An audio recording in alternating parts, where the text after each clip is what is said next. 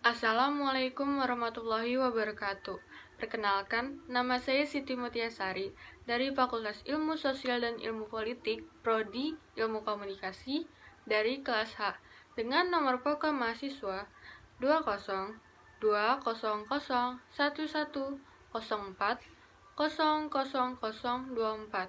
Di sini saya akan menjelaskan materi yang berjudul Pancasila dan Islam. Selamat menonton. Pancasila dan Islam, bahwa Pancasila sebagai pedoman berbangsa dan bernegara telah memberikan panduan kita dalam membangun hubungan vertikal, hubungan intrapersonal, dan hubungan interpersonal.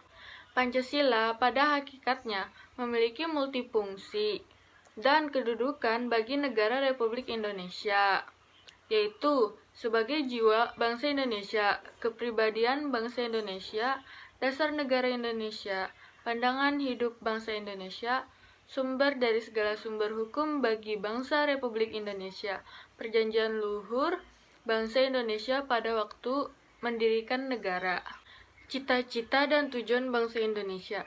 Pancasila juga bisa memainkan peran strategis sebagai pemersatu bangsa Indonesia. Kita sangat menyadari bahwa Pancasila merupakan pedoman hidup bagi bangsa Indonesia. Sementara itu, Islam merupakan pedoman hidup manusia di atas bumi untuk kehidupan di dunia dan di akhirat. Dengan begitu, dalam konteks ini, Pancasila merupakan bagian dari Islam, bukan sebaliknya, bahwa Islam bagian dan Pancasila. Kita harus samakan pandangan ini untuk menghindarkan diri dari salah tafsir yang bisa melahirkan potensi konflik yang tidak perlu. Dalam rangka memahami dan mencermati Pancasila, kita dapat menganalisis anatominya, bahwa Pancasila sebagai pedoman hidup bangsa dan bernegara telah memberikan panduan kita dalam membangun hubungan vertikal, hubungan intrapersonal, dan hubungan interpersonal. Hubungan vertikal digambarkan dengan sila pertama, hubungan intrapersonal digambarkan dengan sila kedua. Sedangkan hubungan interpersonal digambarkan dengan sila ketiga, sila keempat, dan sila kelima.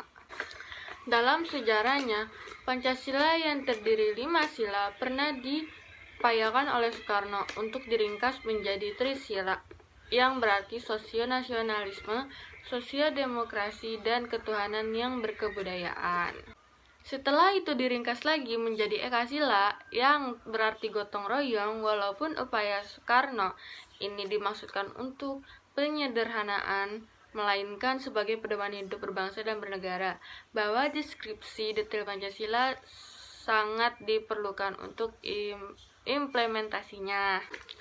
Hal ini sejalan dengan rukun Islam dan agama Islam. Tidak cukup hanya dengan beriman kepada Allah saja, melainkan perlu juga mengetahui detail rukun iman lainnya. Demikian juga rukun Islam, bahwa tidaklah cukup hanya berikrar syahadatain saja, melainkan juga perlu rukun Islam lainnya. Karena itulah, supaya Pancasila tidak dianggap sebagai slogan saja, kiranya sangat perlu diubah detail sila-silanya untuk memudahkan dalam memahami, menghayati, mengamalkannya. Karena Islam diyakini sebagai pedoman hidup paripurna bagi setiap muslim, baik sebagai pribadi warga negara maupun khalifah di atas bumi. Maka, selanjutnya perlu dibuktikan beberapa nilai Islam yang bisa menjadi rujukan bagi setiap sila dari Pancasila, bagaimana setiap nilai-nilai Islam ini inline dengan sila-sila dari Pancasila. Pertama, sila ketuhanan yang Maha Esa. Artinya bahwa kita meyakini dan mempercayai bahwa Tuhan itu Maha Esa. Kedua, sila kemanusiaan yang adil dan beradab. Kita harus menjunjung tinggi nilai-nilai keadilan dan keberadaban dalam pergaulan antar manusia. Ketiga, sila persatuan Indonesia. Kita harus menjunjung tinggi nilai persatuan dan kesatuan. Keempat, sila kerakyatan yang dipimpin oleh hikmat kebijaksanaan dalam permusyawaratan perwakilan. Kita seharusnya menjunjung tinggi wisdom dan musyawarah dalam menegakkan politik nasional. Kelima, sila keadilan sosial bagi seluruh rakyat Indonesia. Kita bertanggung jawab untuk bersama-sama menegakkan keadilan dalam kehidupan sosial dan tidak ada diskriminasi atau privilege. Demikianlah, setelah memperhatikan uraian tersebut di atas, kita semakin mengetahui betapa Islam telah berkontribusi banyak terhadap tegaknya konsep Pancasila. Kini persoalan yang masih dihadapi terkait Pancasila bukanlah rumusan konsepnya, namun konstruksi materi dan strategi implementasi nilai-nilai Pancasila yang belum terumuskan final. Di sampingnya, perlu ditunjukkan political will-nya para pemimpin di semua level dan sektor di bawah presiden dan lembaga lainnya yang terkait.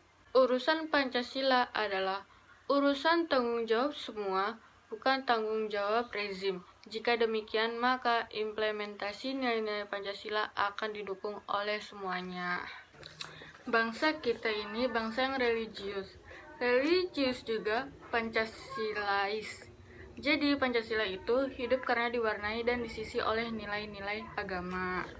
Mempertentangkan agama dengan Pancasila adalah sebuah kesalahan, apalagi itu dilakukan oleh seorang ketua Badan Pembinaan Ideologi Pancasila atau BPIP, Yudin Wahyudi, yang seharusnya menjaga marwah satu-satunya lembaga pengawal dan pengamal Pancasila tersebut.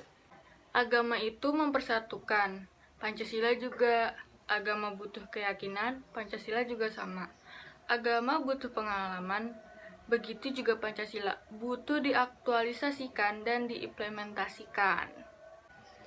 Membenturkan agama dengan Pancasila adalah merupakan sebuah kekeliruan yang tak bisa dimaafkan, apalagi itu dilakukan oleh orang yang mengaku ilmuwan. Seorang intelektual tak akan berkata sembarangan dan serampang apa yang dikatakannya, akan terlebih dulu dipikirkan dan dipertimbangkan matang-matang, karena jika salah ucap dampaknya akan besar.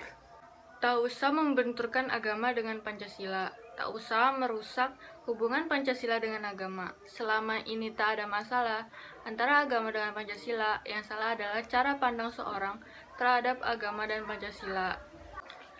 Bangsa ini memang penuh kerumitan yang mudah disebut susah, yang benar dibuat salah, yang kalah dibuat menang, serba terbalik-balik, bagikan dunia sudah terbalik, semuanya serba aneh dan di luar nalar publik. Soal agama dan Pancasila ini sudah tuntas, sudah final, sudah tidak ada lagi masalah. Jadi, jangan mempermasalahkan hubungan antar keduanya. Ibarat cahaya, agama itu adalah cahaya yang sangat terang, dan Pancasila ibarat pikiran yang tercerahkan karena mendapat sinar dari cahaya agama. Pancasila tanpa nilai-nilai agama akan redup, tak bersinar dan tak memiliki jiwa dan roh. Dengan agama lah Pancasila menjadi ideologi penggerak, pendobrak, pemersatu, dan pencerahan. Tanpa nilai agama, Pancasila akan hampa, hanya akan menjadi ideologi mati. Karena agamalah Pancasila menjadi hidup, memiliki nyawa, dan menjadi ideologi universal. Bersyukur kita punya Pancasila yang dilandasi dan didasari oleh nilai-nilai agama. Dan bersyukur kita punya Pancasila karena kita masih bisa bersatu. Tanpa Pancasila kita akan mudah berseteru. Tak ada ajaran agama Islam yang bertentangan dengan Pancasila.